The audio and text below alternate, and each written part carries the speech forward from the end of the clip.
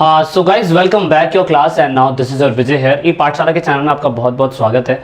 Water का chapter हम पढ़ रहे थे, वाटर रिसोर्स का चैप्टर पढ़ रहे थे, चैप्टर 6 है और हमने इस वीडियो का पहला पार्ट अपलोड किया हुआ है। Now this is second part of this chapter.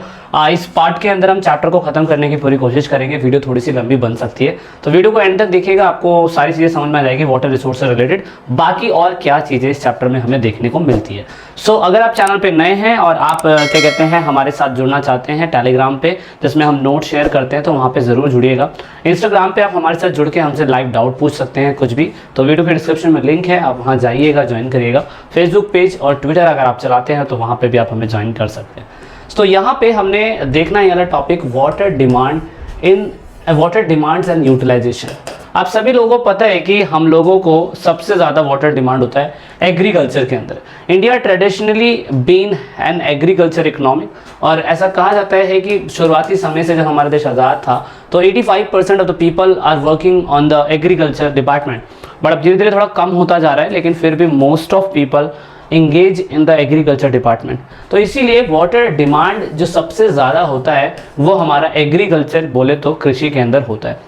इसीलिए हम लोगों ने क्या करा था, इसलिए हमने 5 ईयर प्लान के अंदर शुरुआती समय से अगर आपको याद हो तो मैंने बताया था के.एल. राज जी ने स्लोली चलो धीरे चलो, उन्होंने एग्रीकल्चर को अच्छा करने के लिए कहा था कि अगर हमें एग्रीकल्चर, पहला 5 ईयर प्लान हमारा एग्रीकल्चर का था, और हमने कहा कि अगर हमें एग्रीकल्चर ठीक करना है तो हमें कहीं ना कहीं 5 ईयर प्लान के अंदर एग्रीकल्चर को बढ़ाने के लिए कुछ और चीज़ों पर ध्यान देना पड़ेगा। सो दैट इज़ वाई हम लोगों ने वाटर को इम्पॉर्टेंट समझा और हमने सोचा कि यार देख, देश भी डेवलप करना है और एग्रीकल्चर पे भी ध्यान देना है, एम्प्लॉयमेंट भी क्रिएट करना है, तो हम सारी चीज़ें क्यों ना एक साथ करें। मतलब क्यों ना ऐसी चीज़ें करी जाए जिससे देश को भी फ़ायदा, वहाँ के रहने वाले लोगों को भी फ़ायदा, और देश में जो भी डेवलपमेंट चल रहा है उसमें फ़ायदा होता रहे। तो इसीलिए हम लोगों ने कुछ नहीं करा, हम लोगों ने स्पेशली वाटर डिमांड को पूरा करने के लिए एग्रीकल्चर के अंदर मेन प्रोजेक्ट्स बनाने स्टार्ट कर दिए। हमने कहा कि हम बड़े बड़े डैम बनाएंगे, और डैम बनाने से क्या होगा, जहाँ तक पानी नहीं पहुँच पा रहा है वहाँ तक डैम में पानी पहुँचेगा, और इसकी वजह से क्या होगा, इसकी वजह से attempt to develop the habit of saving. इसकी वजह से होगा ये कि पानी जो बहुत कंटिन्यू फ्लो कहीं पे भी बह रहा है, कुछ भी बह रहा है, फिर वो उतना ही यूज़ होगा जितना हमें ज़रूरत है। इसलिए हमने समय समय पर बहुत सारे हमने क्या कहते हैं प्रोजेक्ट्स बनाए। अगर आपको याद हो क्लास 12 के अंदर आपने पॉलिटिकल क्लास के अंदर आपने पढ़ा था कि नर्मदा बचाओ आंदोलन, नर्मदा के ऊपर एक परियोजना चली थी, नर्मदा बचाओ आंदोलन। ये आंदोलन पूरी तरीके से नदी के पानी को मैं कह सकता हूँ बचाने के मुहिम में छेड़ा गया था। इसके बारे में हमने पॉलिटिकल में ज़्यादा डिस्कशन करी है, लेकिन ये सारे डैम प्रोजेक्ट एमसीक्यू क्वेश्चंस में आने के पूरे चांस होते हैं। भाखड़ा नालंदा परियोजना, नर्मदा परियोजना, ये सारी वो परियोजनाएं बनाई गई थी सरकार के द्वारा। 5 ईयर प्लान के बाद आने वाली सरकारें समय समय बनाती रही, क्योंकि एग्रीकल्चर के अंदर हमें पानी की डिमांड बहुत ज़्यादा थी और जिन इलाकों तक पानी नहीं पहुंच पा रहा था वहाँ पे हमें एग्रीकल्चर भी ठीक करना था। इसी वजह से हमें वाटर डिमांड को फुलफिल करना बहुत ज़्यादा ज़रूरी था। सो दैट इज़ वाई हम लोगों ने क्या करा, हम लोगों ने कंस्ट्रक्शन करे, डैम्स के प्रोजेक्ट बनाए, बहुत बड़े बड़े बांध बनाए, और उन बांध को बनाने के बाद हमने वाटर डिमांड को फुलफिल करने की कोशिश करी और हमने वाटर को वहाँ पहुँचाने की कोशिश करी जहाँ उसका सही यूटिलाइजेशन हो सकता है। तो एट प्रेजेंट टाइम अगर हम वाटर की यूटिलाइजेशन देखें तो ज़मीन के ऊपर जो पानी है उसे सरफेस वाटर बोला जाता है, और ज़मीन के अंदर जो पानी है उसे ग्राउंड लेवल वाटर बोला जाता है। तो एट प्रेजेंट टाइम हमारा जो पानी है, जो पानी का स्तर है, वो बहुत ही अलग अलग जगहों पे अलग अलग तरीके से इस्तेमाल हो रहा है। लेकिन अगर टोटल कंक्लूजन के साथ अगर हम पहुंचे तो मैंने बता रखा है कि अगर सरफेस वाटर की बात करी जाए, सरफेस वाटर के अंदर जो एग्रीकल्चर मतलब सरफेस जो ऊपर का पानी होता है, एग्रीकल्चर में उसमें 89% यूज़ होता है, घर के पानी के लिए 9% और इंडस्ट्रियल के लिए सिर्फ 2% यूज़ हो पाता है। ठीक है, अगर हम ग्राउंड लेवल वाटर की बात करें तो ग्राउंड लेवल वाटर के अंदर भी एग्रीकल्चर में 92%, इंडस्ट्रियल में 5%, डोमेस्टिक में सिर्फ 3%। मतलब देख रहे हो अभी भी मोस्ट ऑफ हिस्सा हमारा एग्रीकल्चर के ऊपर ही खर्च हो रहा है। तो यहाँ पे ये वाटर का डिस्ट्रीब्यूशन है, किस तरीके से हम कितना पानी कहाँ पे यूज़ कर पा रहे हैं। अब यहाँ पे हमें जानना ये होगा कि अगर पानी का सही उपयोग एग्रीकल्चर के अंदर हो रहा है और इंडस्ट्रियल के अंदर भी बहुत बड़ी मात्रा के अंदर पानी जा रहा है, यहाँ पे 2% जा रहा है और यहाँ पे 5% जा रहा है, मतलब ग्राउंड लेवल वाटर 5% इंडस्ट्रीज के ऊपर ही खर्चा हो जा रहा है। तो इस तरीके से अब बताने की ये कोशिश करी जाती है कि पानी हमारे पास ज़्यादा बचा नहीं है पीने के लिए, और पीने के लिए तो वैसे भी बहुत कम पानी हमारे पास है अगर वर्ल्ड लेवल पे देखा जाए। तो इसीलिए जो वाटर की डिमांड है अगर एग्रीकल्चर के अंदर होती जा रही है इतनी बड़ी मात्रा के अंदर, तो उसके रीज़न क्या हो सकते हैं। नंबर 1, आपको पता है कि हर जगह पे रेनफॉल इक्वली नहीं होता है। अगर आप देखें तो ये मैंने मैप दिखा रखा है, रेनफॉल दिखा रखा है कितनी मिलीमीटर में रेनफॉल हमें देखने को मिलता है हर ईयर में। तो सबसे ज़्यादा हमें इधर के इलाकों के अंदर और थोड़ा आसाम के साइड में देखने को मिलता है। लेकिन पंजाब, हरियाणा, उत्तर प्रदेश, बिहार के जो किसान हैं अगर आप देखें तो वहाँ पे सिर्फ इतना से इतना ही यहाँ पे हमें देखने को मिल रहा है ना। तो यहाँ के इलाकों में हमें दिक्कत है। अब यहाँ के इलाकों में अगर हमें दिक्कत है तो हमें इन इलाकों के अंदर कहीं ना कहीं पानी का सहारा लेना पड़ता है, ज़मीन के अंदर होता है, यानी कि ट्यूबवेल के थ्रू हम लोग पानी निकाल सकते हैं, है ना, उनका यूज़ हम लोग कर सकते हैं। क्योंकि पानी का डिस्ट्रीब्यूशन, रेनफॉल जो है मतलब सीजनल वाइज, सीजन के हिसाब से कहीं बारिश हो रही है, कहीं बारिश नहीं हो रही है। अब हर किसान सीजन वाइज तो रुक नहीं सकता है, क्योंकि आपको पता है कि जहाँ पे हाई टेम्परेचर होता है वहाँ पे पानी एवापोरेट होकर, वाष्पीकरण होकर ऊपर उड़ जाता है, तो वहाँ पे भी एक बहुत बड़ी दुविधा होती है। और इसी वजह से हम क्या करते हैं, हम जो भी क्रॉप्स उगाते हैं वो इंटेंसिव क्रॉप्स होती है, और इंटेंसिव क्रॉप्स के अंदर हमें पानी बहुत ज़्यादा लगता है। आप चावल की खेती देख लीजिए, चावल की खेती अगर पंजाब, हरियाणा, बिहार के अंदर होती है तो चावल की खेती के लिए हमें बहुत बड़ी मात्रा के अंदर पानी की ज़रूरत पड़ती है। और अगर पानी की हमें बहुत बड़ी मात्रा में ज़रूरत पड़ रही है तो दोस्तों आपको जानना होगा कि जहाँ जहाँ पानी अवेलेबल नहीं है हमें वहाँ तक तो पानी पहुँचाना पड़ेगा ना, क्योंकि हर क्रॉप के अंदर आप देख सकते हो कितना मात्रा में हमें वाटर रिक्वायर होता है। शुगर कैन, राइस, कॉटन, इसमें तो इतनी बड़ी मात्रा में, बनाना, इसमें तो बहुत ज़्यादा, कैक्टस, पाइनएप्पल, है ना, ग्रेप्स, इनमें सबसे ज़्यादा हमें पानी चाहिए होता है। अब इतना पानी अगर हमें चाहिए होता है तो हम तो ग्राउंड लेवल वाटर पे ही डिपेंड होंगे ना, तो इसीलिए हमें क्या करना पड़ता है, हमें ग्राउंड लेवल वाटर को दुरुस्त करना पड़ता है, सही करना पड़ता है, ताकि इन फ्यूचर हम लोग अच्छी प्रोडक्शन कर सके। अच्छी प्रोडक्शन करेंगे तो भाई सिंपल सी बात है, हम ऐसे सीजन में, ड्राई सीजन में क्रॉप उगा सकते हैं। अगर ग्राउंड लेवल वाटर नहीं बचेगा तो सिंपल सी बात है, हम मतलब ग्राउंड लेवल वाटर हो या सरफेस वाटर हो, दोनों ही वाटर हमें बहुत ज़्यादा ज़रूरत है, क्योंकि एग्रीकल्चर के बिना हम लोग अधूरे हैं। अब यहाँ पे पंजाब, हरियाणा और वेस्टर्न उत्तर प्रदेश का इलाका देखें तो ये पूरा का पूरा इलाका 85% जो है अपना इरिगेशन जो है वो अंडर इरिगेशन वाला इलाका है, और यहाँ पे नेट शोन एरिया सबसे ज़्यादा पाया जाता है। यहाँ पे गेहूँ और राइस की बात करें तो मेनली यहाँ पे यही चीज़ का इरिगेशन करा जाता है। और यहाँ पे अगर दूसरी जगहों पर देखें, पंजाब के कुछ हिस्सों में, हरियाणा के कुछ हिस्सों में और इवन राजस्थान के कुछ हिस्सों में अभी भी कुछ % पानी जो है वो ट्यूबवेल के माध्यम से, वॉल के माध्यम से निकाला जाता है, क्योंकि सारा का सारा पानी नहरों के थ्रू इन किसानों को नहीं मिल पाता है, क्योंकि आजकल नहरें भी पक्की हो चुकी हैं, कैनाल भी पक्के हो चुके हैं। अब सबसे बड़ी दिक्कत ये होती है हमारे पास कि हमारे पास पानी भी तो बचा हुआ है ना, उस पानी को भी हम बहुत बड़ी मात्रा में बचा नहीं पा रहे हैं, खराब ही हो रहा है, मतलब पानी की गुणवत्ता में बहुत गिरावट आती जा रही है। मान लीजिए कि आप एग्रीकल्चर का पानी इस्तेमाल कर रहे हैं, एग्रीकल्चर में आपने पानी डाल तो दिया, आपने एग्रीकल्चर में पानी डाल तो दिया, लेकिन अगर आपने एग्रीकल्चर में पानी डाल दिया तो वो तो चलो यूज़ हो गया, लेकिन घर के यूज़ के लिए तो आपको साफ़ पानी चाहिए ना। और साफ़ पानी आपको कहाँ से मिलेगा? पानी की गुणवत्ता खराब होती जा रही है, क्योंकि दिन प्रतिदिन अगर आप देखें per capita available of the water, यानी कि दिन पर दिन प्रति व्यक्ति उपलब्धता जो पानी है, जो पीने का पानी है, वो दिन प्रतिदिन खराब होता जा रहा है। और ख़राब होने के उसके एक रीज़न नहीं है, ख़राब होने के पानी के बहुत सारे रीज़न हो सकते हैं। नंबर 1 जैसे कि रीज़न अर्बन वेस्ट, मतलब शहरी कचरा और इंडस्ट्रियल वेस्ट सारा का सारा पानी में लाके डाल दिया जाता है। और दूसरा कल्चर, बिहार पे कल्चर एक्टिविटीज़ देखें तो आप मूर्ति विसर्जन वगैरह वगैरह चीज़ें करते हैं, तो उससे भी बहुत बड़ी मात्रा के अंदर पानी वेस्ट होता है।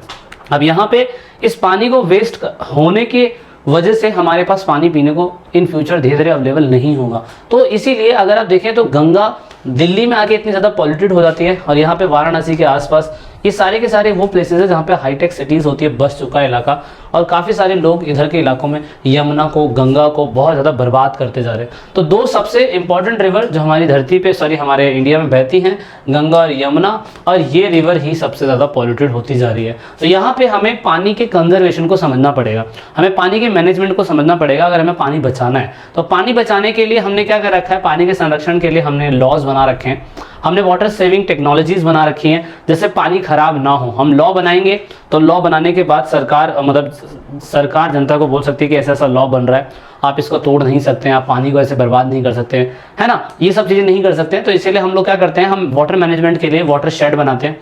वाटर शेड क्या है अभी आगे डिस्कस करेंगे। उसके बाद रेन वाटर हार्वेस्टिंग करते हैं, ये तो आपको पता है, राजस्थान में जो बच्चे रहते हैं उनको पता होगा अच्छी तरीके से कि रेन वाटर हार्वेस्टिंग क्या है। उसके बाद वाटर रिसाइकलिंग और रीयूज के ऊपर भी हम पूरी तरीके से फोकस करते हैं।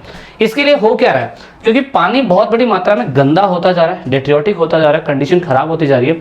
इसलिए सरकार ने, the central pollution control board ने स्टेट पोल्यूशन कंट्रोल बोर्ड के साथ मिलकर पूरी तरीके से पानी की मॉनिटरिंग की, पानी के पॉल्यूशन होने की, प्रदूषण होने की जो खराब स्थिति है ना उसको मॉनिटरिंग करने की सोची है। सोची क्या, कर भी रही है, वो लगातार बार बार सुपरवाइज करती रहती है कि कौन सा हिस्सा ज़रूरी है, कौन सा हिस्सा में पानी ज़्यादा गंदा हो रहा है। तो पानी को बार बार उसे रिसाइकल करके फिल्टर करके यूज़ करने लायक बनाया जाता है। तो सेंट्रल पोल्यूशन मतलब सेंट्रल पोल्यूशन कंट्रोल बोर्ड, ये तो सेंट्रल लेवल पे है, लेकिन state pollution control board state level पे है। तो ये वो काम करती है जिससे जो पानी है उसको प्रदूषित होने से बचाया जा सकता है। अब यहाँ पे क्योंकि हमें पता है कि यमुना और गंगा रिवर को देखें तो यहाँ पे दिल्ली के अंदर यमुना बहुत दूषित है और इटावा के अंदर यमुना बहुत दूषित है।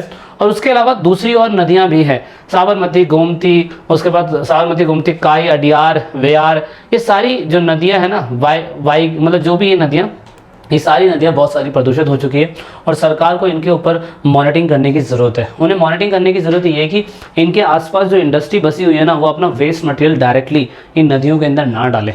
तो हमें कुछ ऐसे एजेंडे और ऐसी कुछ पॉलिसीज़ बनानी पड़ेगी जिससे क्या होगा कि अगर कोई भी इंडस्ट्री अपने मटेरियल वेस्ट को पानी में डालना भी चाहती है तो मटेरियल वेस्ट को पानी में ना डालते हो पहले उसे पूरी तरीके से रेक्टिफाई कर ले कि अगर ये चीज़ें पानी में जा रहा है तो कितना ज़्यादा नुकसानदायक हो सकता है, क्या इसको कहीं और फेंका जा सकता है, क्या कहीं से और रखा जा सकता है। डायरेक्टली सब कुछ ऐसा कि पानी में फेंक दो, सब कुछ बह जाएगा, सब कुछ वाटर प्योर हो जाएगा पूरा का पूरा। दिस इज नॉट पॉसिबल, इतने सालों से ऐसा हो रहा है।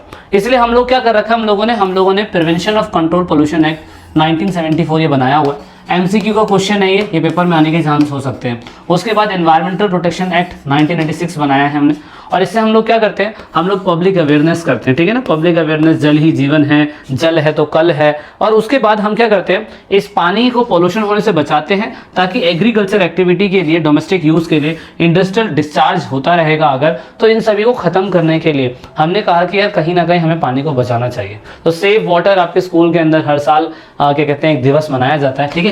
इंडिया के अंदर पानी दिवस, ठीक है, जल दिवस कब मनाया जाता है, कमेंट करिएगा मुझे, ठीक है। जल दिवस कब मनाया जाता है इंडिया के अंदर, वो इम्पॉर्टेंट है। और हम हर साल मनाते हैं, हम हर साल कसमें खाते हैं कि पानी हमारे लिए बहुत ज़रूरी है, जल है तो कल है। हम अवेयरनेस करते हैं, आप नहाते समय देखते हैं कि बाल्टी का इस्तेमाल करा जाता है, शावर का यूज़ नहीं कराता है। शावर अगर आप यूज़ कर भी रहे हैं तो लिमिटेड यूज़ करेंगे।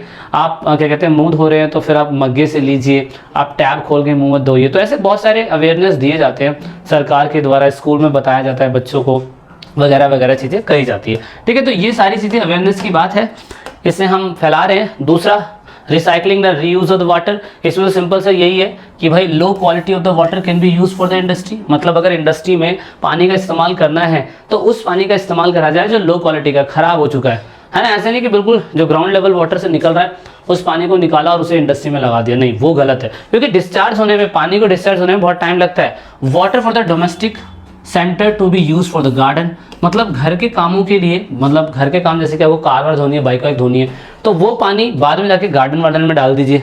आपको क्या कहते हैं, अपनी बाइक धोनी है, देखो बता रखा है, व्हीकल धोना है, मतलब पानी का अगर आप रिसाइकिल कर सकते हैं, रीयूज कर सकते हैं तो बहुत ज़रूरी है। घर का एक कपड़ा होता है, अगर आपने पहनना बंद कर दिया तो माता जी उसका पोछा बना देती है। पोछा बनाने के बाद कई साल तक वो पोछा बनता है, फिर वही पोछा बाद में बाइक साफ़ करने के काम भी आ जाता है, तो उसको आपने रीयूज़ कराना। सेम ऐसा ही आपको पानी के साथ भी करना होता है कि पानी का इस्तेमाल अगर आपने नहाने के लिए करा है तो वो तो वेस्ट हो गया, लेकिन मान लीजिए आपने वेस्ट मटेरियल से गाड़ी धोई है, वेस्ट वाटर से वो गाड़ी धोई है तो अच्छा है, और उसको फिर आपने गार्डन में डाल दिया तो वो भी अच्छा है, तो उसमें कोई दिक्कत वाली बात नहीं होती है। अब यहाँ पे बहुत से ऐसे इलाके हैं जहाँ पर पानी को डिस्चार्ज करने के लिए, मतलब रिचार्ज करने के लिए, रिचार्ज समझते हैं, मतलब जो पानी का ग्राउंड लेवल वाटर अच्छा हो सके उसको करने के लिए ऐसे वाटर शेड बनाए जाते हैं। ये सत्यमेव जयते में मैंने देखा था वाटर शेड। इस वाटर शेड का मतलब ये होता है कि देखिए अगर पानी ऐसे बरस रहा है, पानी अगर ऐसे बरस रहा है और ये अगर फ्लैट सरफेस है तो आपको पता है कि पानी कभी भी ना ऐसे सॉरी फ्लैट नहीं, फ्लैट मैं गलत कह रहा हूँ, अगर ऐसा सरफेस है और पानी अगर पड़ रहा है तो आपको पता है कि वो डायरेक्टली नीचे आ जाएगा। तो इधर के इलाकों में वाटर डिस्चार्ज नहीं हो पाया, मतलब इधर के इलाकों में वाटर भर ही नहीं पाएगा, है ना, नहीं भर पाएगा। तो उसके लिए क्या करा जाता है, अगर बारिश हो रही है तो ऐसे गड्ढे कर दिए जाते हैं। गड्ढा करने का मेन मकसद होता है कि बारिश होगी, इन गड्ढों के अंदर भर जाएगा पानी, और जब इन गड्ढों के अंदर पानी भर जाएगा तो उसके बाद क्या होगा, पानी अंदर चला जाएगा, और जब पानी अंदर चला जाएगा तो इधर के इलाकों में नमी आ जाएगी, इनमें नमी आ जाएगी, और जब इनमें नमी आ जाएगी तो यहाँ पे एग्रीकल्चर एक्टिविटी करी जाती है, क्योंकि मिट्टी में नमी का होना ज़रूरी होता है। मिट्टी में नमी जब होगी जब तो एग्रीकल्चर होगा, जब मिट्टी सूखी पड़ी रहेगी तो एग्रीकल्चर होने के चांसेस बहुत कम होते हैं। सो दैट इज़ वाई यहाँ पे efficient management for the surface and the groundwater and conservation is called the watershed development। मतलब ग्राउंड वाटर और सरफेस के पानी का संरक्षण करना एक कुशल प्रबंधन जल विभाजक कहलाता है, जल विभाजक विकास कहलाता है। तो ये बहुत ज़्यादा ज़रूरी है। ये पूरी तरीके से जो पानी जो है वो पूरी तरीके से दोबारा से पुनर्भरण के लिए कुओं के अंदर उसके माध्यम से हम पूरी तरीके से जो पानी का जो लेवल, जो ग्राउंड लेवल वाटर है उसको दोबारा से और अच्छा कर सकते हैं। तो इसीलिए हम लोग ऐसी चीज़ों के अंदर पार्टिसिपेट करते हैं। ये आपको हिमाचल साइड, उत्तराखंड साइड, ऐसे इलाकों में आपको ऐसे वाटरशेड देखने को मिल सकते हैं, जहाँ पर अब इसके लिए सरकार ने, ये भी पेपर के अंदर एक क्वेश्चन आया हुआ है, हरियाली वाटरशेड जो है मतलब ये किस गवर्नमेंट के द्वारा और कौन से ईयर में चलाया गया था और इसका नाम क्या है। तो ये हरियाली है, ठीक है, ये याद रखिएगा, ये पेपर में आया है एमसीक्यू के अंदर। तो ये कौन सी गवर्नमेंट के द्वारा चलाया गया ये बताइएगा मुझे कमेंट करके, और ये कौन से ईयर में चलाया गया मुझे ये बताइएगा कमेंट करके। उसके बाद नीरू लिखा हुआ है by the Andhra Pradesh government, ये चलाया गया नीरू प्रोग्राम। उसके बाद यहाँ पर एक और चलाया गया राजस्थान की गवर्नमेंट के द्वारा, है ना, यहाँ पे बोल रखा है अरवाई पानी संसद। तो ये भी एक है, यहाँ पे भी पानी के मैनेजमेंट के लिए, पानी के अच्छे यूज़ के लिए इसको बनाया गया है, ताकि इन फ्यूचर इसका इस्तेमाल पानी के लिए अच्छी तरीके से किया जा सके। तो पेपर में इन तीनों में से एमसीक्यू में कोई भी आ सकता है कि कौन से स्लोगन के तहत हरियाली के लिए या पानी के मैनेजमेंट के लिए सरकार ने स्टेप ली है आंध्र प्रदेश, राजस्थान, और वो कौन सी है। You need to comment this. अब यहाँ पे राजस्थान के अंदर क्या करा गया है, तमिलनाडु के अंदर, क्योंकि ग्राउंड लेवल वाटर वहाँ पे अच्छा नहीं है, तो ऐसा सरकार ने परमानेंट बना दिया है कि कोई भी ऑफिस होगा या कोई भी स्कूल होगा वहाँ पर ऐसा ग्राउंड लेवल क्या कहते हैं कंस्ट्रक्शन करने की ज़रूरत है, जिससे रेन वाटर हार्वेस्टिंग हो सके। मतलब बारिश होगी, बिल्डिंग का पानी जो भी आएगा वो सारा का सारा आके टैंक में स्टोर हो जाएगा। तो ये एक कंटिन्यू, मतलब एक ये बिल्कुल अनिवार्य, बिल्कुल इंपॉर्टेंट बनाया गया। दिल्ली जैसे इलाकों के अंदर ऐसा नहीं है, लेकिन जहाँ पे राजस्थान में, उसके बाद तमिलनाडु के अंदर तो बिल्कुल फैक्ट हो गया कि पानी पीने वाला ही खत्म हो गया। तो सोचिए, इसलिए वहाँ पे इस चीज़ को कंपलसरी करा गया। और यहाँ पे रेन वाटर हार्वेस्टिंग तो आपको बहुत अच्छी तरीके से पता ही है ना। It is a method to collect the water of rain water with the various use.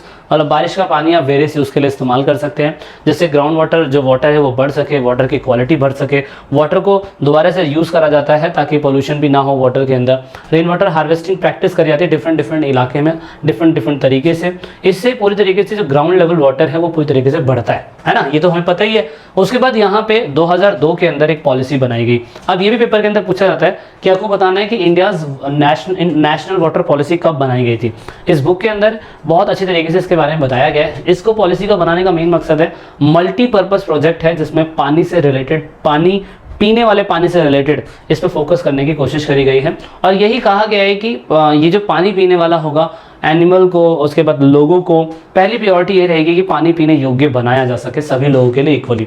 और यहाँ पे बताया गया है कि अगर कोई भी ग्राउंड लेवल वाटर कहीं से ख़राब हो रहा है या कहीं डिस्चार्ज नहीं हो पा रहा है या कहीं पे गंदा पानी हो रहा है, तो उसको सरकार कंटिन्यू रेगुलेशन करती रहेगी। इसका मकसद यही होगा कि सरफेस वाटर और ग्राउंड लेवल वाटर की दोनों की क्वालिटी को अच्छा करा जाए, ताकि इन फ्यूचर हम लोग पानी प्यासे ना मरे, है ना, पानी की मौत ना मरे, पानी ना मिलने की वजह से ना मरे। और यहाँ पे अवेयरनेस फैलाई जाएगी समय समय पे कि वाटर की इंपॉर्टेंस हमारे कॉमन पीपल के लिए और जीव जंतुओं के लिए कितना ज़रूरी है। सो दैट इज़ वाई जल है तो कल है, ये चीज़ें बहुत ज़्यादा ज़रूरी है। सो ये सारी चीज़ें इस चैप्टर में बताई गई हैं, and I hope you got this so much information in this chapter. Thanks for watching the video till the end. जो मैंने क्वेश्चन पूछे हैं वो ज़रूर बताइएगा, बिकॉज एमसीक्यू के पॉइंट ऑफ व्यू से वो क्वेश्चन बहुत इंपॉर्टेंट हो सकते हैं। जय हिंद, जय Bharat. This is it in this video.